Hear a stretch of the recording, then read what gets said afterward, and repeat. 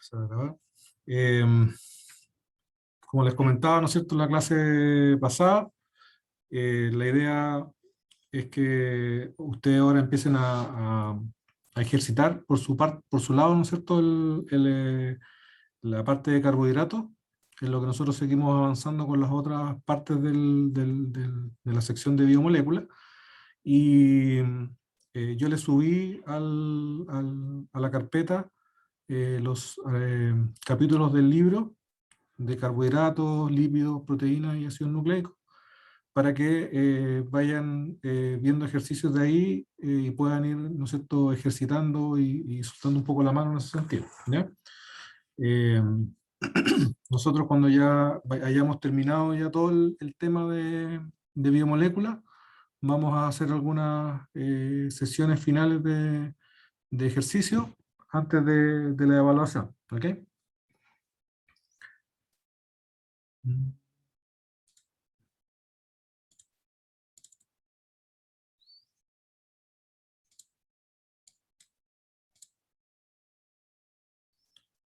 Vale, voy a...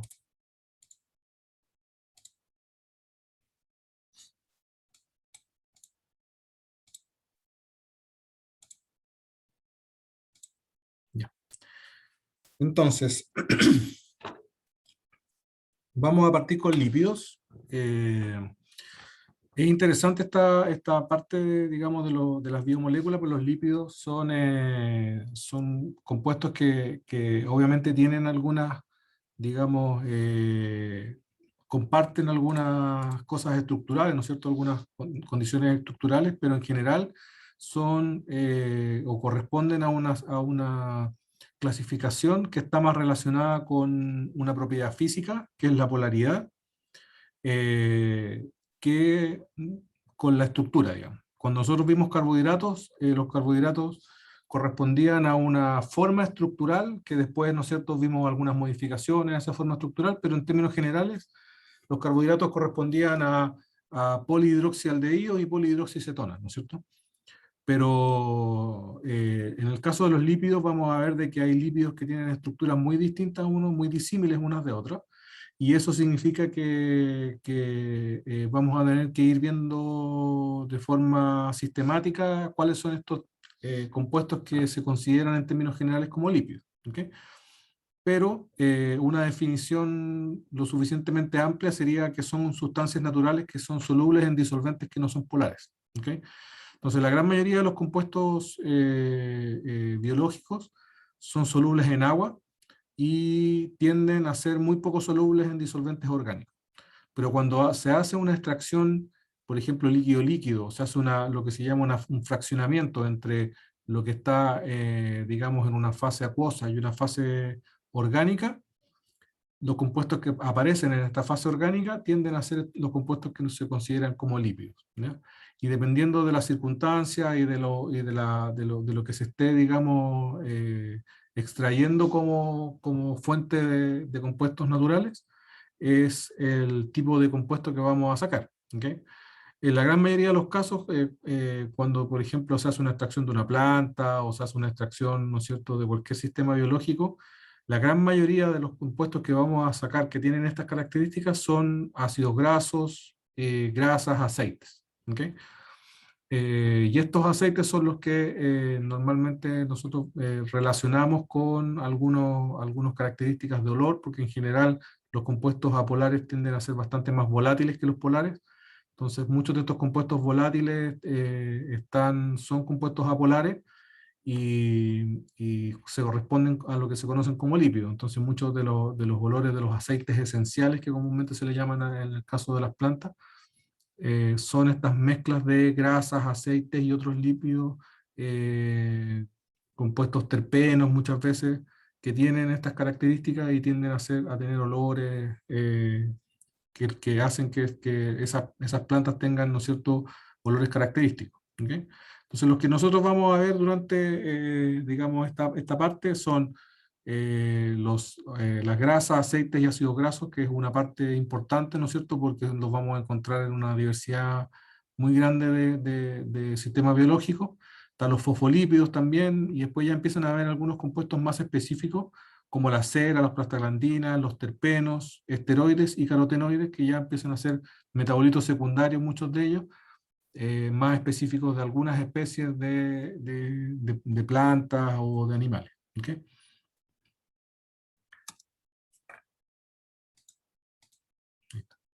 Entonces, grasas, aceites y ácidos grasos. Ahí dice, los aceites y las grasas son mezclas naturales de trigliceroles, también conocidos como triglicéridos. La diferencia es que los aceites son líquidos a temperatura ambiente y las grasas son sólidos, ¿ya? Es decir, la única diferencia que hay entre una grasa y un aceite es su estado físico. Entonces, ¿qué sucede? Hay la similitud estructural, digamos, o la estructura general que tienen estas grasas o aceites son que son triésteres del glicerol. El glicerol es un triol, ¿ya? Es un compuesto que tiene 3 átomos de carbono, ¿no es cierto? Sería un propano, y este propano tiene OHs en el carbono 1, carbono 2, carbono 3, o sea, sería el 1,2,3 propano triol, ¿ya? Entonces, es mejor conocido como glicerol. Y este glicerol puede formar ésteres, ¿ya? Es decir, el OH de cada uno de cada uno de los OH del glicerol forma un enlace con un grupo acilo, en donde el R va a ser un grupo alquilo, que vamos a ver que en el caso de los ácidos grasos naturales, de los triglicéridos naturales, este R es una cadena relativamente larga que viene de una biosíntesis, ¿okay? Específica. Entonces, y estos R's pueden ser distintos. Aquí aparece como R, R' o R doble prima. Es decir, el R de cada uno de estos grupos, al ser distintos, significa que corresponden a un ácido graso distinto. ¿Cuál es el ácido graso? El ácido graso sería el ácido con el cual se forma el éster, ¿ya? Recuerden que un éster se forma de la reacción entre un alcohol y un ácido carboxílico. El ácido carboxílico de cadena larga, que serían estos ácidos carboxílicos que están aquí en cada uno de los alcoholes del glicerol, formando un éster, ¿no es cierto? Es un ácido graso que tiene un nombre distinto dependiendo de la cadena, del largo de la cadena y de la presencia o no de insaturaciones, ¿ya? Las insaturaciones son dobles enlaces en la cadena, ¿okay? Cada uno de estos ácidos grasos, ¿no es cierto?, se biosintetiza en una vía biosintética conocida como la ruta del acetato, ¿okay? Y ustedes después la van a conocer con mayor detalle en bioquímica, ¿okay? Entonces, ¿qué sucede? Aquí, por ejemplo, tenemos un ácido carboxílico que tiene, aparte tenemos el carbono del carbonilo, 1, 2, 3, 4, 5, 6, 7, 8, 9, 10, 11, 12. ¿Okay? Es decir, tiene 12 átomos de carbono, la cadena está completamente saturada y no tiene ningún, ¿no es cierto?, doble enlace.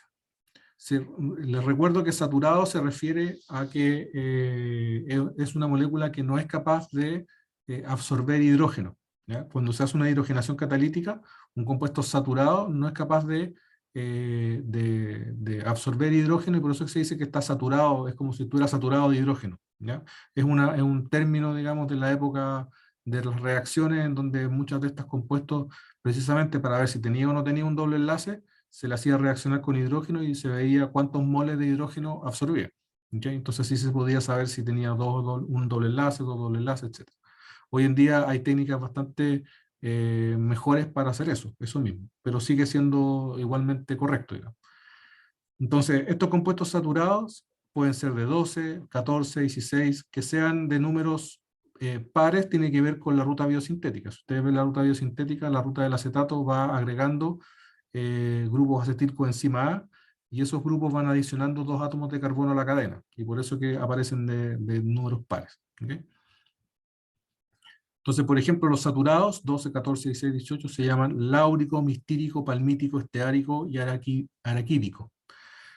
Si son insaturados, la insaturación le agrega obviamente complejidad a la molécula, porque la insaturación no solamente tiene una posición dentro de la cadena, es decir, yo puedo tener isómeros posicionales, en donde puedo tener, por ejemplo, el caso del ácido palmitoleico, que es un ácido hexadecenoico, es decir, tenemos un doble enlace en el carbono 9, ¿ok? Pero también podría en principio tener un compuesto que tiene ese mismo doble enlace, pero en otro lugar de la cadena. Por lo tanto, ya hay una complejidad. Segundo, está la estereoquímica de ese doble enlace. Va a existir la posibilidad de dobles enlaces que son cis y otros dobles enlaces que son trans. Por lo tanto, vamos a decir que vamos a tener ácidos grasos cis y ácidos grasos trans. Algunos de esos nombres seguramente ya les empiezan a sonar, ¿no es cierto?, familiares, porque se han ido utilizando en el marketing de derivados de aceites y grasas, ¿no es cierto?, para indicar que tienen o no alguna característica nociva o cosas así, ¿no es cierto? Todas estas cosas vienen precisamente de algunas formas o de decir, digamos, de nomenclatura que tienen este tipo de compuestos. Vamos a ver otras más adelante también.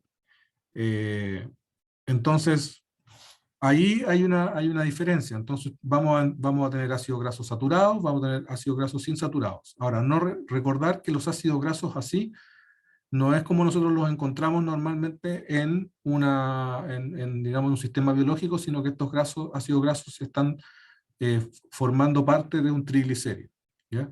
Y este triglicérido no es un triglicérido, digamos, como les decía, que pueda tener 3 grupos iguales, puede tener 3 grupos distintos, 2 grupos iguales y uno diferente, y además está la posibilidad de que teniendo 3 grupos, 2 ácidos grasos, perdón, 2 triglicéridos teniendo los mismos grupos, el orden de los grupos puede ser distinto y eso también lleva a que la molécula sea diferente. Entonces la combinación es como compleja. Entonces, en general lo que se hace cuando se caracteriza, por ejemplo, un aceite de un vegetal, por ejemplo, es que se hace una hidrólisis, es decir, se rompen los enlaces de ácido carboxílico, de éster, perdón, para formar los ácidos carboxílicos con los alcoholes, es decir, el glicerol se deja aparte, se saca el glicerol y se obtienen los ácidos grasos. Y después se caracterizan. Entonces después lo que va a suceder es que vamos a encontrar que una cierta planta, por ejemplo, va a tener una cierta proporción de ácido láurico, por ejemplo, versus de ácido palmítico o de versus ácido oleico, ¿ya? Entonces van a haber algunos, digamos, fuentes de triglicéridos que van a ser distintas en la proporción que tienen de los diferentes ácidos grasos.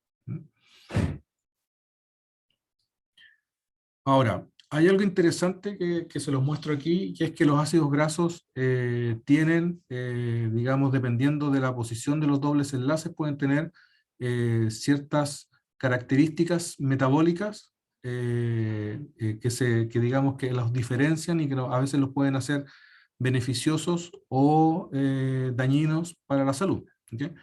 Entonces, uno de los casos que también se ha publicitado mucho en el marketing de este tipo de alimentos son los ácidos omega 3 y omega 6. ¿Okay? El término omega se refiere a la posición del doble enlace a partir del final de la cadena de carbonos. ¿Okay? Entonces, por ejemplo, el ácido linoleico tiene un doble enlace a tres carbonos del final. 1, 2, 3. Por lo tanto, se dice que este es un ácido graso omega 3. ¿Okay? El ácido linoleico tiene un doble enlace a 6 átomos de carbono del final. 1, 2, 3, 4, 5, 6. Y por lo tanto se dice que es un ácido graso omega 6. Este tipo de ácidos grasos, es decir, la posición donde están los dobles enlaces dentro de la cadena, depende del tipo de metabolismo que tiene el ser vivo que lo generó, digamos, el sistema biológico que lo generó. ¿Okay? Y ese metabolismo es distinto en peces, por ejemplo, mamíferos, etcétera, o en plantas. ¿Okay? Entonces, no todos estos sistemas tienen la capacidad de generar todos los tipos de ácidos grasos y de colocar dobles enlaces en diferentes posiciones. ¿Okay? En términos generales, lo que sucede es que el ácido graso se construye saturado, ¿ya? Y después hay una enzima que coloca estos dobles enlaces dentro de la cadena. ¿Okay? Entonces, los mamíferos, ahí dice, no tienen la enzima que puede generar dobles enlaces que están tan lejos del ácido carboxílico, es decir, los omegas 3 no son posibles dentro digamos, de biosíntesis de los mamíferos. ¿Okay? Entonces, este tipo de compuestos se dice que son compuestos o ácidos grasos esenciales. ¿Okay? Y son esenciales porque nosotros necesitamos adquirirlos de la dieta, porque a su vez estos ácidos grasos son digamos, la base de otras biosíntesis internas que necesitamos, por ejemplo la biosíntesis del colesterol. ¿Ya? Entonces nosotros generamos colesterol dentro del organismo, y para poder generar el colesterol, que es un compuesto necesario para la vida, digamos, no podemos no tener colesterol, y del colesterol aparecen otros compuestos que vamos a ver más adelante también. Necesitamos tener un compuesto idóneo, y muchos de esos compuestos idóneos requieren de esos dobles enlaces en esas posiciones. ¿Okay? Por lo tanto, el no tener esto significa tener problemas de salud. ¿Ya?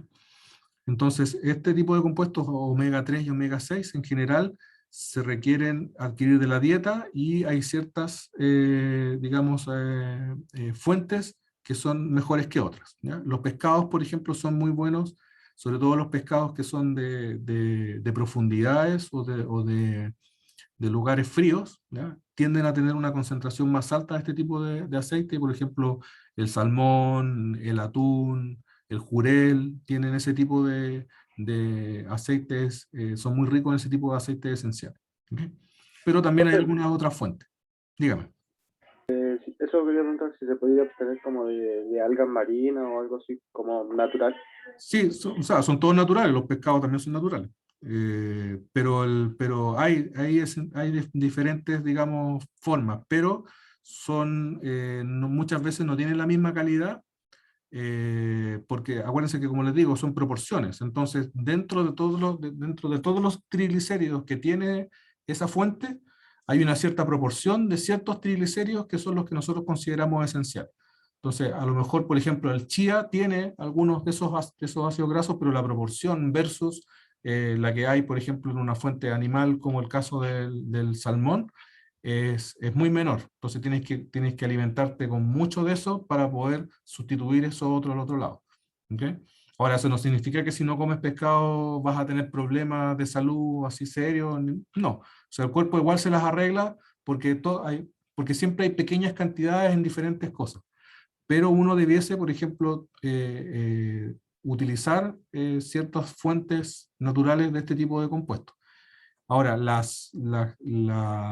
suplementación, ¿ya? Cuando tú haces suplementos de este tipo de cosas, por ejemplo, el caso de los ácidos grasos derivados de pescado, por ejemplo, son los más comunes para suplementar ácidos omega 3 y omega 6. ¿Ya? Entonces tú puedes, digamos, se hacen estas cápsulas blandas que tienen 500 miligramos, 1000 miligramos de, de- de aceite de pescado, o de algún procesado del aceite, para evitar un poco el sabor al pescado también. ¿Ok? Existen esas otras posibilidades también. Y está el chía, y hay varios. Pero el chía, por ejemplo, tiene un ácido graso que no es exactamente, no le sirve tanto al organismo como el ácido graso de los aceites de pescado de profundidad. ¿Ok? Bueno, gracias, profe. Ahora, entre paréntesis, es importante considerar de que hay un tema de equilibrio. Se sabe que hay un asunto más bien de equilibrio que de falta. ¿Ya? Muchas veces el exceso de ciertos ácidos grasos es el que produce los problemas de salud. Entonces, el llamado en general, digamos, de los médicos es a mantener una cierta diversidad de las fuentes de grasa. ¿Ok? Entonces, por ejemplo, las grasas saturadas de los mamíferos, como comer carne de vaca, etcétera, etcétera, digamos, y no sacar aceites vegetales o de pescado, etcétera, frutos secos, esencialmente en el caso de los vegetales, es lo que genera los problemas. ¿Ya? Entonces ahí siempre como no irse al chancho con ciertas cosas, literal no irse al chancho. ¿Ok? Vale, ahora, ¿por qué hay aceites y hay grasas? por qué la misma molécula, en términos generales, puede tener dos propiedades físicas tan diferentes como ser líquida y ser sólida. Lo que sucede es que el mismo triglicérido, formado de diferentes ácidos grasos, puede tener una forma tridimensional distinta, ¿ya? Los ácidos grasos que están hechos los triglicéridos que están hechos de ácidos grasos saturados, tienen la capacidad de aplanarse y de estirarse muy bien. ¿Por qué? Porque al estar al estar la cadena completamente saturada, yo tengo libre rotación de cada uno de los carbonos de la cadena, y esta cadena se puede colocar en la conformación que nosotros conocimos como zigzag, ¿no es cierto? En donde voy colocando dos hidrógenos para acá, dos hidrógenos para acá, dos hidrógenos así, dos hidrógenos así, y así voy generando un zigzag que hace que la molécula sea completamente lineal. Entonces, si yo tengo un alcano, digamos, de 20 átomos de carbono, la conformación más estable de ese alcano es una cadena zigzag perfectamente estirada. ¿Ok? Entonces, si esto lo llevamos ahora a los ácidos grasos, triglicéridos que están hechos de ácidos grasos saturados, como la triesterina, por ejemplo, triestearina, lo que se produce es un ácido graso relativamente, digamos, plano y lineal. ¿Ya? ¿Qué conlleva eso?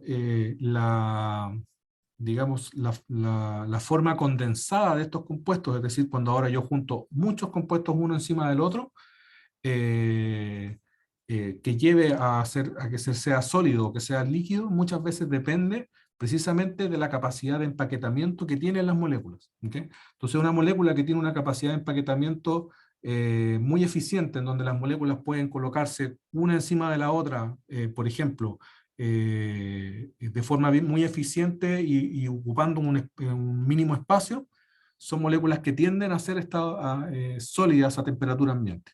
¿Okay? Incluso si es que sus interacciones intermoleculares son débiles, ¿ya? Como es en el caso de los compuestos normalmente apolares. Los compuestos normalmente apolares tienden a tener estados condensados más livianos, podríamos decir, más como líquidos o gases, ¿ya?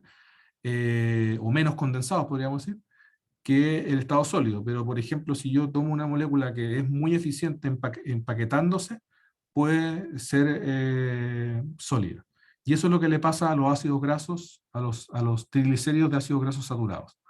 Cuando yo tengo un ácido graso dentro de esta estructura que tiene un doble enlace, y particularmente un doble enlace cis, lo que va a suceder es que la estructura se va a quebrar. Es decir, uno de estos palitos que yo voy colocando ordenadamente queda doblado. Y cuando yo quiero empaquetar esa molécula una arriba de la otra, ese doblez genera un problema, porque deja un espacio que después no calza con el otro, y el otro tampoco calza porque también tiene uno, y así, y así, y así. Y lo que va sucediendo es que esos tipos digamos, de triglicéridos tienden a ser líquidos a temperatura ambiente. Entonces, la adición de un doble enlace en en una de las cadenas de la triestearina, es decir, en la misma triestearina, pero colocamos un doble enlace en una de las cadenas, y eso es suficiente para que el punto de fusión de la grasa, en el caso de la triesterina, baje a 43 grados Celsius. ¿Okay? Entonces, si hay más de estos dobles enlaces dentro de la estructura, y lo que va a suceder es que va a llegar a un punto en donde el punto de fusión va a ser menor que la temperatura ambiente, y ahí lo que va a tener va a ser un líquido a temperatura ambiente, como es el caso de los aceites vegetales, ¿no es cierto? El aceite de maravilla, etc. ¿Okay? Aceite de canola. Pero si tú lo ves, si tú utilizas solamente ácidos grasos saturados o mayormente saturados, como en el caso de las grasas animales, ¿ya? De vaca, etcétera, lo que tienes es una grasa dura que tiende a, ¿no es cierto?, a solidificarse a temperatura ambiente. ¿Okay?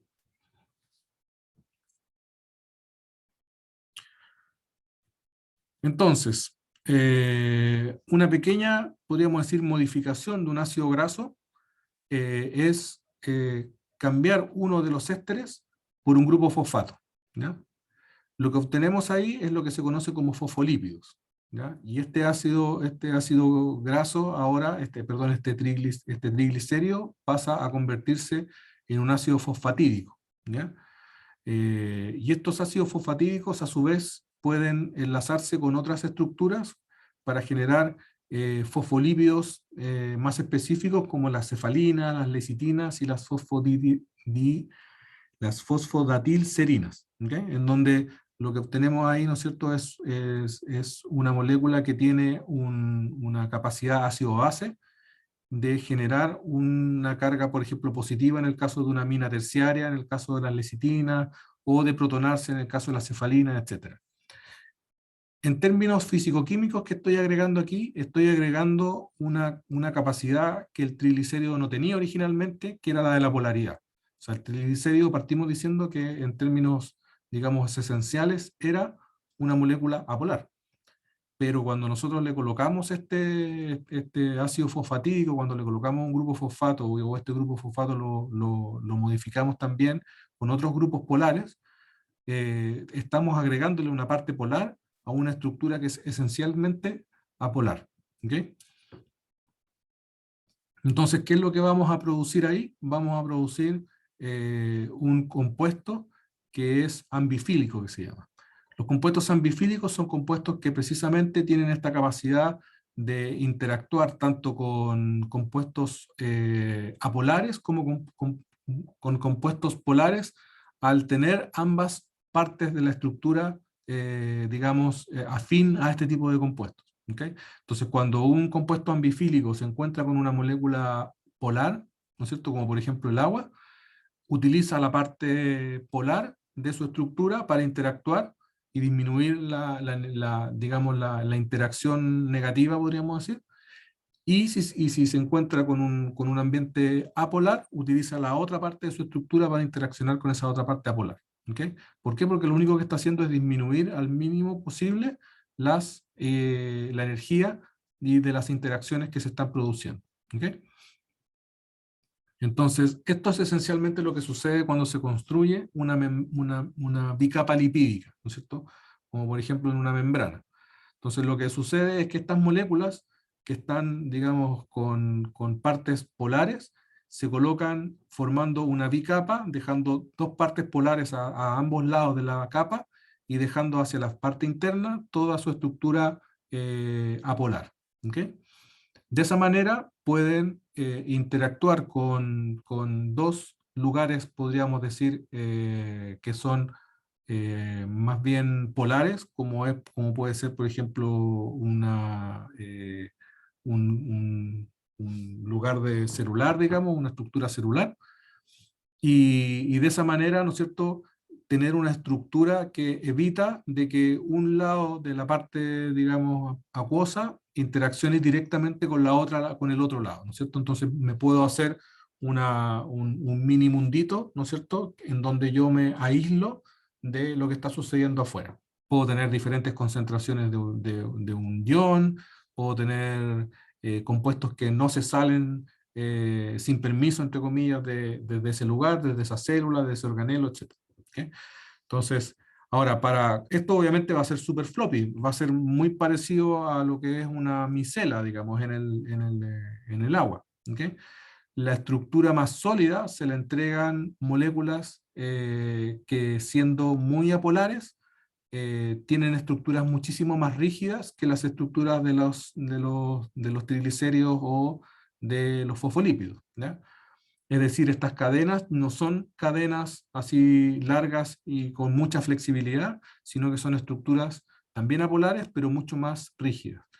En el caso de los sistemas biológicos, esta molécula, este rol, digamos, lo toma esencialmente la molécula de colesterol, que es una molécula que vamos a ver más adelante, es una molécula cíclica, que es muy apolar, que tiene algunos lugares polares específicos, pero en términos generales es muy apolar, y esa apolaridad y esa rigidez, al ser un compuesto multicíclico, lo lleva a que pueda entregar esta rigidez a la bicapa lipídica, y que esta bicapa pueda cumplir funciones más específicas. Después nos vamos a encontrar con que esa misma bicapa va a estar, ¿no es cierto?, poblada de proteínas y de canales, y de etcétera, etcétera, ¿no es cierto?, que precisamente le van entregando funcionalidad a la pared celular. ¿Okay? Por otro lado, tenemos las ceras, ¿ya? Las ceras son también ésteres, pero no son del glicerol, sino que son simplemente ésteres, podríamos decir, simples o ésteres normales. La única diferencia con un éster común y corriente es que las ceras están hechas de ácidos grasos en la práctica, ¿no es cierto? Ácidos de cadena larga y también de alcoholes de cadena larga, ¿ya? Entonces, podemos tener un hexadecanoato de triacontilo, es decir, una molécula que tiene, desde el ácido graso, tiene 16 átomos de carbono, ¿no es cierto?, en el lado del ácido, pero por el otro lado, en vez de tener un glicerol, tiene un alcohol de cadena también muy larga, en este caso de 30 átomos de carbono. ¿Okay? Y este compuesto, por ejemplo, es la componente esencial de la cera de las abejas. ¿Okay? Pero hay muchos otros casos de moléculas muy parecidas, ¿ya? Que cumplen precisamente funciones muchas veces de aislación con el agua. ¿Okay? Para evitar de que el agua tenga una interacción directa con alguna estructura, órgano, etc. ¿Okay? Pero esencialmente o muy normalmente tiene que ver con la parte exterior. O sea, pueden ser, por ejemplo, ceras que las tienen las plumas de las aves para evitar mojarse. Entonces, por eso que y eso les genera aislamiento, ¿no es cierto? Una aislación del medio ambiente, ¿ya? Hay que recordar, y aquí uno tiene que empezar a unir cada una de estas cositas que uno ha ido aprendiendo en diferentes cursos o en diferentes niveles, ¿no es cierto? Y irlas llevando ya a los sistemas biológicos, que son sistemas complejos en donde todo esto se junta, digamos. Tienen que recordar que el agua es una molécula, es una sustancia que tiene una capacidad calórica muy alta. ¿Qué significa eso? La capacidad calórica es la cantidad de energía que se necesita para poder aumentar en 1 grado Celsius la temperatura de 1 gramo de ese material. ¿Okay?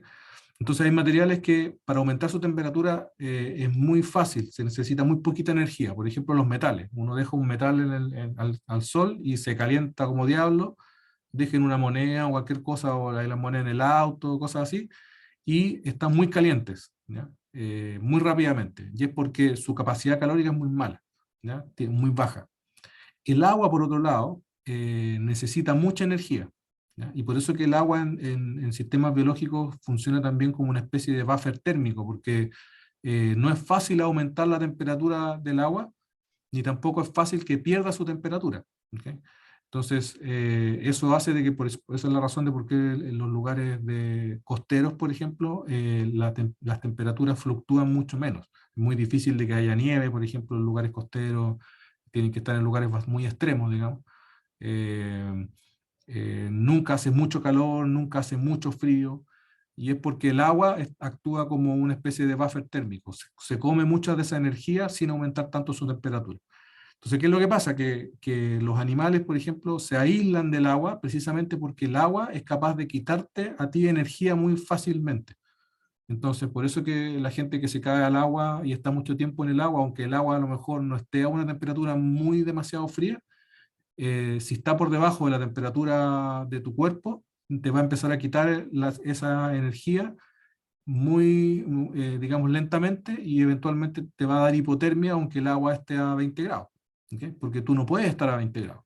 Entonces, lo que hacen por eso que uno cuando ve los patitos en el agua en pleno invierno y les llueve y todo, y andan como si nada, y es porque tienen un plumaje que está totalmente aislado del agua, entonces el agua no es capaz de hacer una interacción y no es capaz de absorber la temperatura corporal que tiene ese animalito por dentro.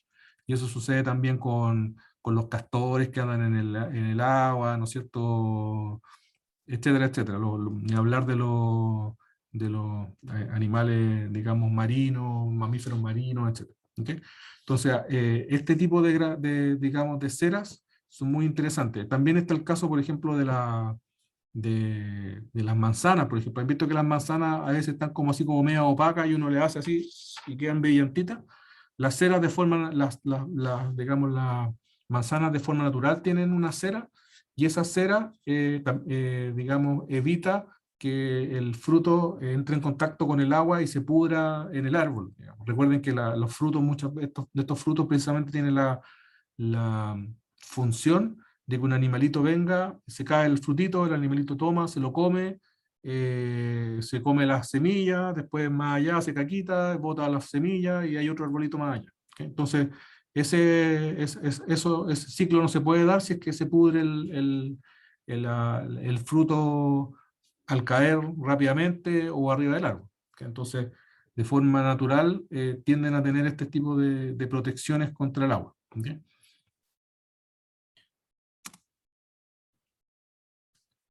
Ahora, dentro de los compuestos que digamos que son necesarios y son parte de la biosíntesis y utilizan ácidos grasos muchas veces esenciales para producirse, son las prostaglandinas, ¿ya? Las prostaglandinas son compuestos que, si ustedes se dan cuenta, son como ácidos grasos medios modificados, medios ciclados, ¿ya? Pero en la práctica siguen siendo ácidos grasos. Si ustedes se dan cuenta, tienen una cadena de ácido graso, de ácido carboxílico, y después tienen una cadena que aquí parece como un sapito con dos patitas, y se cicla aquí al final, pero este era un ácido graso originalmente, que se cicló en el medio y dejó este ciclo aquí, y genera una molécula distinta. ¿Okay? Acá hay lugares de oxidación, etcétera, etcétera. Aquí este tiene algunos dobles enlaces en ciertas posiciones. Entonces, la biosíntesis permite estas modificaciones a la estructura de un ácido graso. ¿Okay? Entonces, estos son compuestos tremendamente importantes en los sistemas biológicos, son esenciales para su funcionamiento y son moderadores de muchas respuestas fisiológicas, ¿ya? Como la fiebre, el dolor, la coagulación, la presión. Entonces, si tienes un problema con uno de estos, olvídate, va a andar muy mal. Eh, por ejemplo, para no ir más lejos, en la biosíntesis de estos compuestos hay una enzima que se llama COX-2 me parece que es. ¿Ya? Y esta es característica de la biosíntesis de una serie de prostaglandinas particulares. Y si uno inhibe esa enzima, uno puede evitar la biosíntesis de estos compuestos y por lo tanto evitar la respuesta fisiológica. ¿Ya? Entonces, el ibuprofeno, el ácido acetil salicílico, todos los famosos AINES, ¿no es cierto? Los antiinflamatorios no esteroidales, lo que hacen es precisamente romper esta biosíntesis. El ibuprofeno, el paracetamol y el ácido acetil salicílico precisamente actúan sobre esta COX-2, la inhiben, evitan la formación de estas prostaglandinas y eso evita la generación de fiebre, la generación de dolor, eh, la inflamación, que están todas relacionadas precisamente con esa biosíntesis. Pero hay también otras prostaglandinas que utilizan esa misma enzima y por lo tanto también te metes en esa parte, digamos. Uno de los problemas, por ejemplo, del tratamiento con aspirina, por ejemplo, es la coagulación. Entonces, una de las cosas que te dicen si tú te vas a operar es que tú no puedes estar tomando ese tipo de compuestos. ¿Ya? ¿Por qué? Porque te van a abrir, vas a empezar a sangrar y nadie va a saber por qué estás sangrando y es porque tienes un compuesto en la sangre que está evitando la formación de la prostaglandina que lleva a la coagulación. ¿Ya?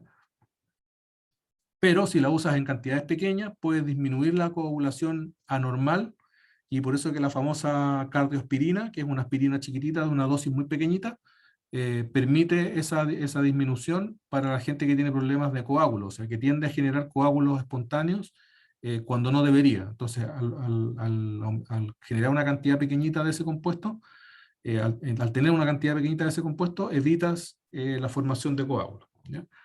Entonces, está todo, digamos, unido y es una montonera de prostaglandinas, ¿ya? Están ahí dice tromboxano, pero hay como 6 tromboxanos y así y así, ¿ok? Y están todos relacionados unos con otros. Entonces, las prostaglandinas son compuestos bien, bien interesantes. Hay varios que tienen relación con la parte sexual también, etcétera, ¿ya? Otros compuestos interesantes son estos, los terpenos, ¿ya? Los terpenos son compuestos naturales, son compuestos que se conocen como metabolitos secundarios, es decir, son moléculas que no son esenciales para la vida digamos, de la especie. Son característicos muchas veces de ciertas especies o ciertas familias de animales o plantas, y tienen, ¿no es cierto?, hay muchas versiones, muchas características de estos terpenos, ¿ya? Hay una ruta que es la ruta, ¿no es cierto?, que permite esta biosíntesis de estos compuestos, ¿ya? Los más pequeñitos son compuestos relativamente volátiles y son los que llevan muchos olores característicos. Por ejemplo, está el mentol, ¿ya?, que tiene este olor y sabor característico de la familia de las mentas, no sé, menta piperita y otras mentas, ¿ya? Pero hay otros también, ¿ya? Y hay de diferentes tamaños también. Hay algunos terpenos pequeños, ¿no es cierto?, como el mentol, que son monoterpenos, pero llegan a ser hasta triterpenos, que pueden encontrarlos en ciertas algas y cosas así, y algunos tienen propiedades biológicas súper interesantes, ¿no? Uno de los terpenos más comunes y más interesantes probablemente es el betacaroteno, que es un compuesto natural que nosotros necesitamos para la biosíntesis de la rodopsina, ¿okay? Entonces ahí es como importante ese compuesto ahí, porque de ahí sale la vitamina A, que es una molécula que nosotros necesitamos. Ahora, hay muchas fuentes de betacaroteno, así que las podemos ir absorbiendo con la dieta normal, digamos. Y están los esteroides. Los esteroides son moléculas, como les decía yo, cíclicas, son tetracíclicas y tienen una estructura principal que está dada por este tetraciclo de tres ciclos de 6 y uno de 5. En esa posición que ustedes la encuentran, que la ven ahí, ¿no es cierto?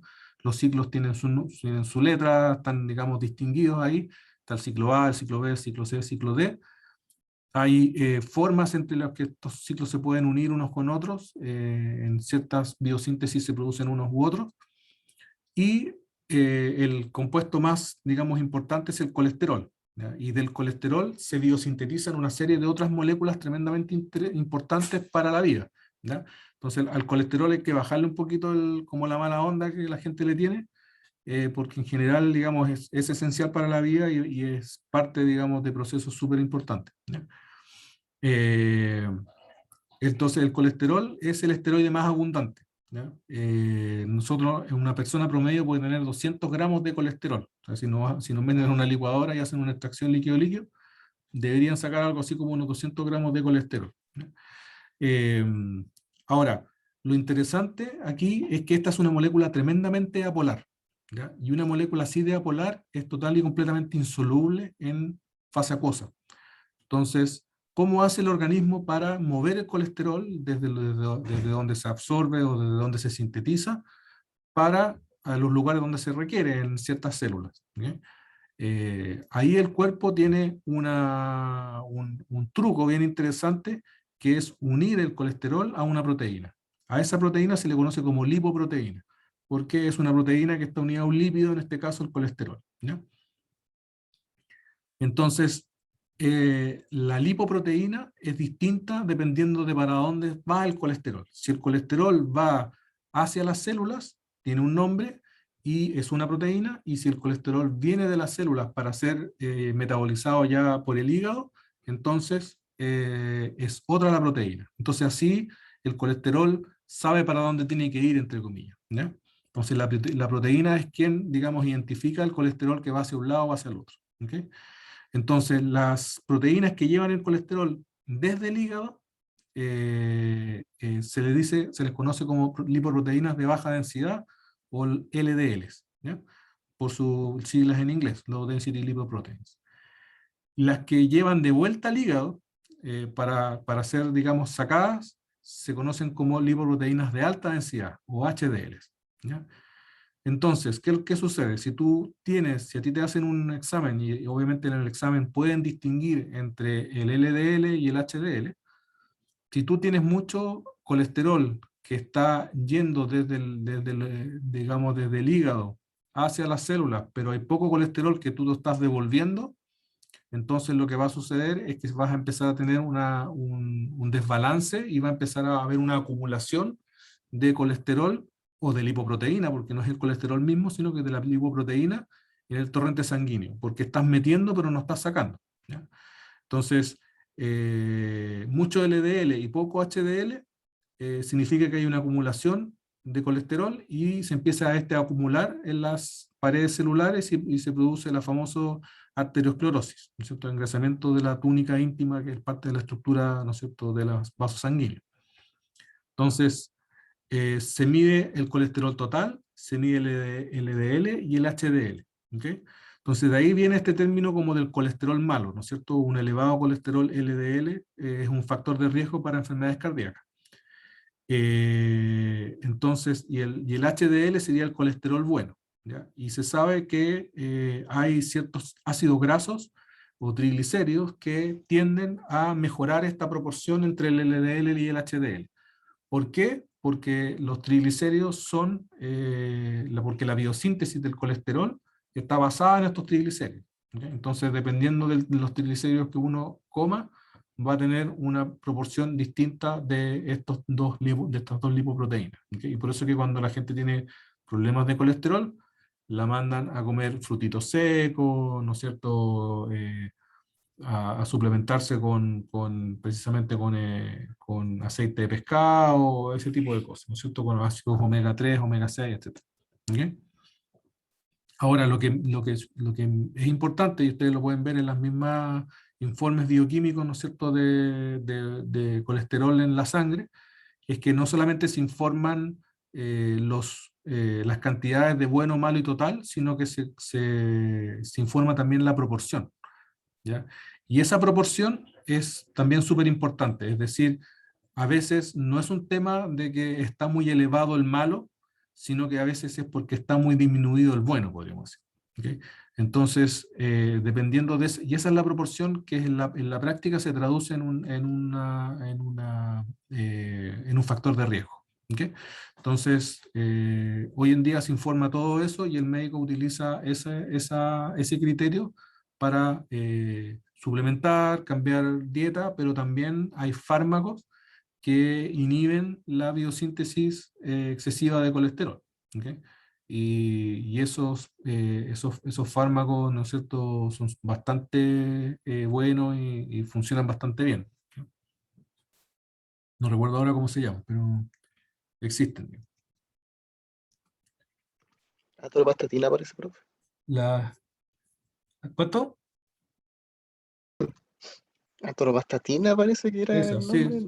Las astatinas se llaman en general, son varios compuestos que revolucionaron en su época el tema de los fármacos, porque la síntesis de esteroides y la comprensión de cómo se podían identificar y cuáles eran y todo el tema, fue un desarrollo súper importante en términos de como sociales, digamos, porque no solamente permitió la generación de ese tipo de compuestos para disminuir el colesterol y todo eso, sino que también de ahí salieron, por ejemplo, las primeras píldoras anticonceptivas, ¿ya? Cuando se logró biosintetizar este tipo de compuestos, se generó esto, y eso generó una revolución sexual que obviamente tuvo una serie de otras consecuencias económicas, sociales, etc. ¿Ya? Toda la época de los hippies y todo eso se dio precisamente porque en los años 50, 60 se desarrolla toda esta tecnología, esta síntesis, y cambió el mundo en la práctica el poder tener relaciones sexuales sin hijos, ¿ya? Entonces eso obviamente liberó la sociedad, y etc. ¿Ya? Así que es súper interesante como una cosa química, un desarrollo químico de síntesis, terminó en una revolución social, digamos. ¿Ok? Entonces, ahora, aquí hay varios otros derivados que son importantes, que son precisamente derivados del colesterol, y por eso que el colesterol también es tan importante, porque su biosíntesis permite la biosíntesis de otros compuestos, ¿ya? Uno de estos, por ejemplo, es la famosa vitamina D, la vitamina del sol que le llaman, ¿no es cierto?, que es importante porque es la vitamina que nosotros necesitamos para poder fijar calcio en los huesos, ¿ya? Y además se sabe que está relacionada con otra serie bastante importante de otros procesos, digamos. Se ha descubierto que está relacionada con muchos y que regula muchos procesos metabólicos, ¿ya? Entonces, la disminución de vitamina D3 por la ausencia de sol genera una serie de patologías importantes. ¿Por qué la ausencia de sol? Porque nosotros biosintetizamos el 7-dihidrocolesterol y generamos finalmente la estructura de la vitamina D3, que es esta estructura aromática final, ¿no es cierto?, que se ve ahí a mano derecha, a través de una reacción que es una reacción fotoquímica. Y esa reacción fotoquímica se da en la piel, esencialmente. ¿Okay? Entonces, cuando una persona está, digamos, aislada del sol, se produce una disminución de esta vitamina D3 y una serie de problemas en términos generales. Hay un caso, bueno, ustedes son muy jóvenes, como dice el meme, ¿no? Ustedes son muy jóvenes para recordarlo, pero hace muchos años atrás hubo un caso aquí en Chile, de una niña que tenía problemas mentales, me parece, en un campo, y que se conoció en su época en la noticia como la niña gallina. Y era una niña que creció en un gallinero, aislado del sol, así como en un corral, digamos, encerrada, ¿ya? Y esta chica no tuvo contacto con el sol, o muy poquito contacto con el sol durante todo su crecimiento, ¿ya? Le llevaban comida y la tenían encerrada en la práctica, ¿ya? Entonces, ¿qué pasó? Que precisamente en el proceso de crecimiento es cuando más se necesita la captación del calcio. Y el estar privada del sol generó un problema de vitamina D3, y eso generó un problema de absorción de calcio y de estructura ósea importante, y esta chica le decían precisamente la niña gallina, porque estaba corvada completamente, era incapaz de caminar, ya no podía pararse para caminar, y precisamente se había dado porque había tenido precisamente por su posición en donde estaba y todo, pero además por los problemas de absorción de calcio que había tenido durante su desarrollo, ¿ya? Entonces, ahí uno puede ver de forma muy fea, podríamos decir, muchos de estos problemas que se generan metabólicos. Ya hay una serie de enfermedades precisamente metabólicas que aquí se da por un tema de sol, pero si ustedes cambian ese sol por una enzima, por ejemplo, y tú genéticamente no tienes esa enzima, también se van a dar una serie de problemas biológicos relacionados con la síntesis de ese compuesto, ¿ya? Entonces esos son compuestos, son patologías relacionadas con la falta de una enzima, o en este caso la falta de sol, etc. ¿Okay? Otro compuesto que lamentablemente algunas personas lo conocen más de cerca que otras, estos son los famosos ácidos biliares, son esos colores raros que aparecen cuando la gente vomita y vomita y vomita y vomita, cuando ya no tiene nada y empiezan a botar como unos colores así medios amarillos, etc.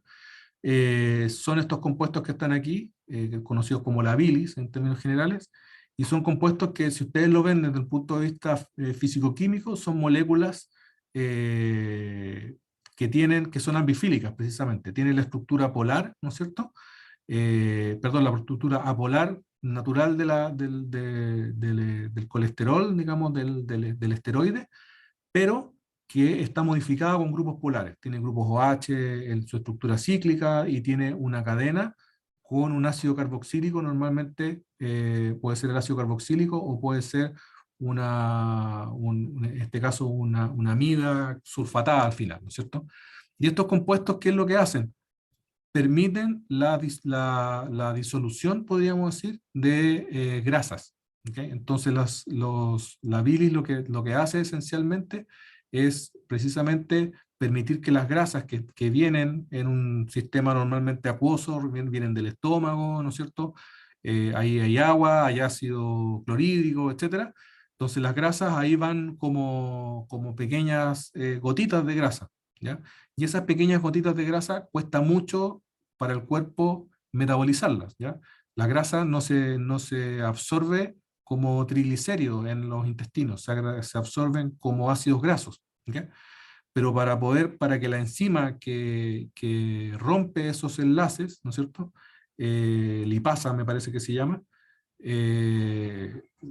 actúe, requiere de que estén relativamente solubilizados esos triglicéridos.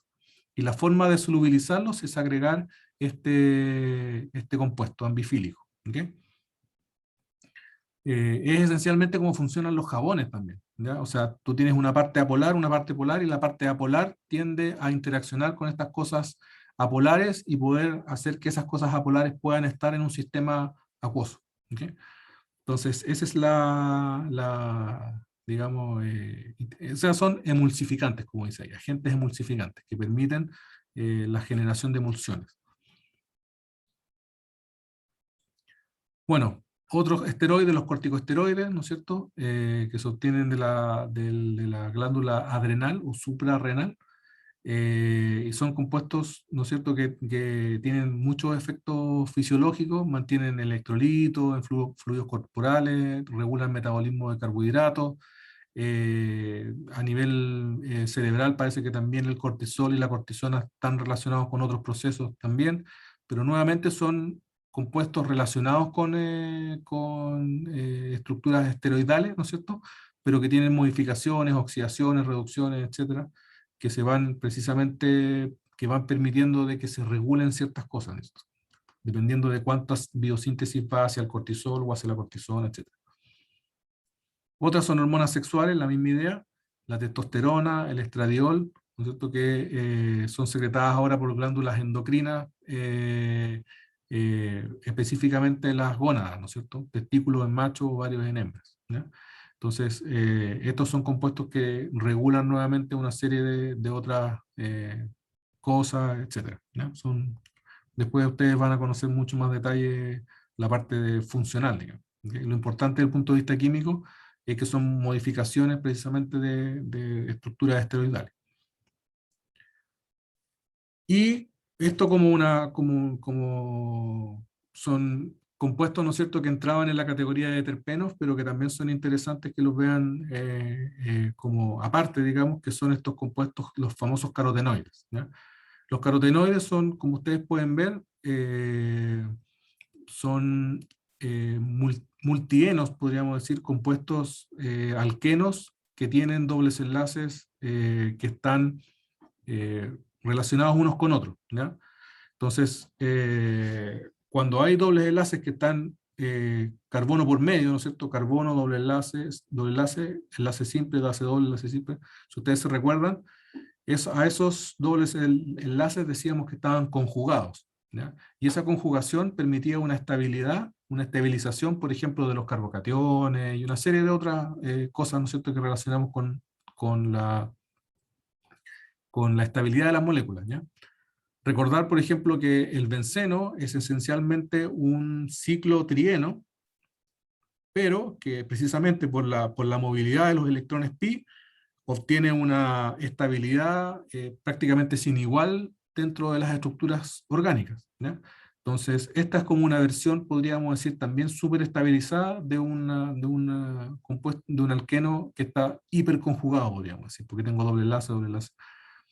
A nivel biológico, por ejemplo, estas moléculas muchas veces se utilizan como el término supramolecular es molecular wires, son cables moleculares. ¿Por qué? Porque estos electrones que están aquí, ¿no es cierto?, en estos electrones pi, están como en una especie como de carretera de orbitales p, que permite que los electrones puedan pasar por arriba, igual como pasan por las capas superiores de los átomos de cobre, digamos, ¿okay? Entonces, por ejemplo, si ustedes ven la estructura de la clorofila, se van a encontrar con una molécula que tiene muchos ciclos aromáticos en el medio, ¿ya? Está el átomo de magnesio en el medio, ¿no es cierto? Y después hay una cadenita hacia abajo. Si ustedes miran esa cadenita, se van a dar cuenta que es una cadenita como esta, como el licopeno, ¿ya? Y precisamente es porque los electrones que se van captando en la fotosíntesis después pueden bajar por la cadenita y ser utilizados, ¿no es cierto?, por esto está unido a una proteína y todo un show, ¿no es cierto?, pero permite que se puedan ir moviendo esos electrones desde el punto de donde van saltando, es la oxidorreducción que se produce ahí en la fotosíntesis. ¿Okay? Ya, chicos. ¿Dudas?